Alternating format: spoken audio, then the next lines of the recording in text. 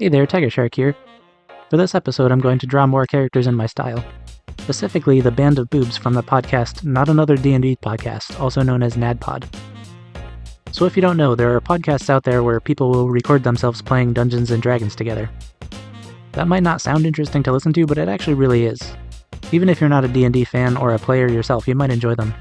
It's a collaborative storytelling experience. It's a bit like listening to an audiobook, but not even the players or the dungeon master know exactly what's going to happen. If you haven't heard of NADDPOD, you might have heard of Dimension 20 or Critical Role. I don't watch Critical Role, but I do like Dimension 20. Two of the main cast of Dimension 20 are Brian Murphy and Emily Axford. The two of them run NADDPOD along with Caldwell Tanner and Jake Hurwitz. All four of them are former College Humor employees.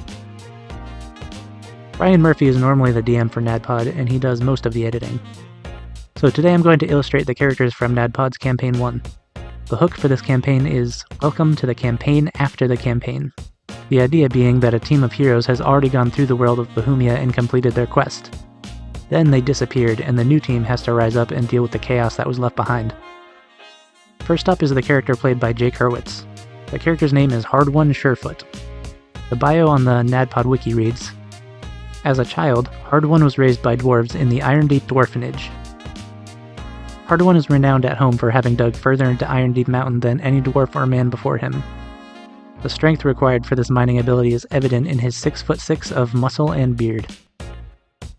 As a result of a difficult breakup with Gemma Bronzebeard, Hard-One left his homeland to go adventuring. He never met his parents, so he had no familial ties to hold him back. Although he was well recognized for his strength and greatness at home, his popularity doesn't seem to extend outside of the mountains.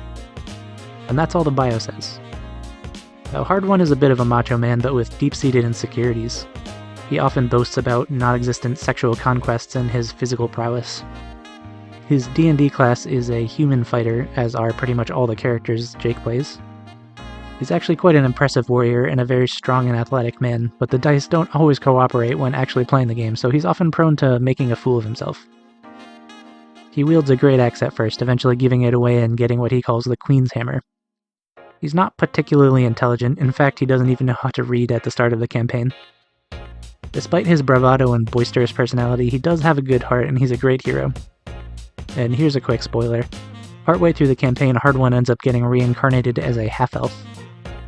This causes him to lose a lot of the bulk and muscle he's so proud of, particularly his quads. There's a lot of sexual tension and potentially unresolved feelings between him and Emily's character Moonshine. And speaking of, the next one is Moonshine Sabin. According to her wiki page, with trouble afoot at the old crick, Moonshine set out to get to the bottom of the problem. She is dangerously fertile, making her a prime candidate for the role of Mima, the leader of her people. She is actively avoiding this duty in favor of traveling and expanding her spore library. Moonshine can commonly be found with her possum companion and lawyer, Paw Paw Gump. She is an excellent chef known for her Cajun-style dishes and muddy tea. Moonshine has proven to be a fierce fighter throughout her adventures, often finishing off foes with her deadly and oddly sensual spores. Moonshine's original quest was to spread her spores, planting them in the destinations she visits all across Bohemia. She also collects and catalogs the unknown mushrooms she finds. And that's her bio. Now, Moonshine can come across as a little simple and naive at times, but she's actually incredibly intelligent and has a great heart. Although, like Hard-One, at the start of the story she can't read either. She tries to spread what she calls crick hospitality wherever she goes, preferring to serve others instead of being served. She is bisexual and pretty much flirts with literally anyone she thinks is remotely attractive. She's described as being incredibly attractive herself with enormous breasts. Like seriously, Emily talks about how big Moonshine's breasts are all the time. Her D&D class is a Circle of Spores druid, though Emily is maybe incapable of not multi-classing with every character she plays. So Moonshine has a level or two of Barbarian. Emily is really good at optimizing her characters to just be as powerful as possible. Moonshine follows the goddess Melora, the goddess of nature and the wilderness. Moonshine is dedicated to the crick, the place that she lives, along with the other crick elves, and she would do anything to protect them. And of course, who could forget Moonshine's faithful companion, her familiar Paw Paw? Paw Paw is a possum, referred to as her little scramble man. Paw Paw has way more intelligence than a possum should. He understands her words and often responds, though he can't actually speak. He can almost write, and he's been shown to be an excellent lawyer. At a certain point in the campaign, Moonshine sacrifices one of her druidic abilities to give Pawpaw the ability to become a direwolf and aid in combat. Moving on to Caldwell's character. His name is Beverly Togold V. His bio on the wiki is much shorter. It says, Beverly Togold V starts out as a 15-year-old green teen from Galateron. He is the fifth of his name. His father, Beverly Togold IV, is the captain of the Green Knights. Beverly is a halfling. He has braces and acne and is originally described as having blonde hair. After the group's first encounter with the Watchmen, he has a large scar on his forehead. And that's all we get on the wiki, but luckily I can fill in some blanks. Beverly is a halfling paladin. The Green Teens are a group of teenagers who are training to become Green Knights, an order of halfling paladins dedicated to the god Pelor. Unlike Moonshine and Hard One, Beverly's family is fairly wealthy and upper class. Beverly is known for being kind of a goody two-shoes, always trying to do the right thing. He notably has never disobeyed his mom. Beverly is willing to stand up for what he believes in, even if in the end he does have to get a little dirty to do so.